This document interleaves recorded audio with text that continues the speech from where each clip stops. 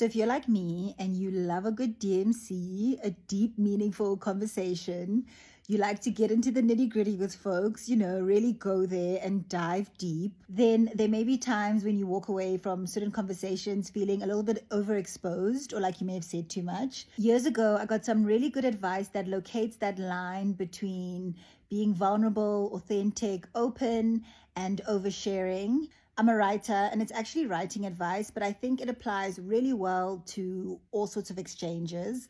And the advice is speak from your scars and not your wounds. Scars are those experiences that have left their mark on you. They've made you who you are.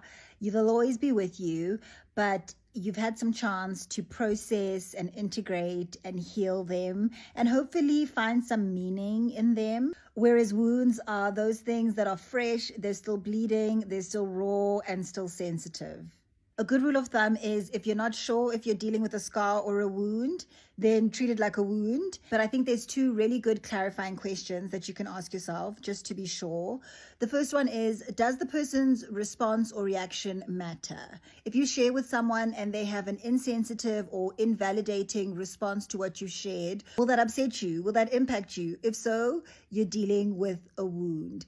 The second question is, will it matter if that person repeats what you've told them? So if you share something with someone and they tell one person, 2 people, 10 people, if they put it on a billboard, will you be impacted? Will you be upset?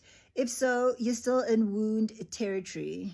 I was at a Spotify podcasting event recently, and there was a new or aspiring podcaster who was talking about how they want to create a podcast around their own personal stories and their healing journey. And that was the little nugget that I offered to them as guidance. And everybody seemed to really like it. So I hope it's helpful to you too.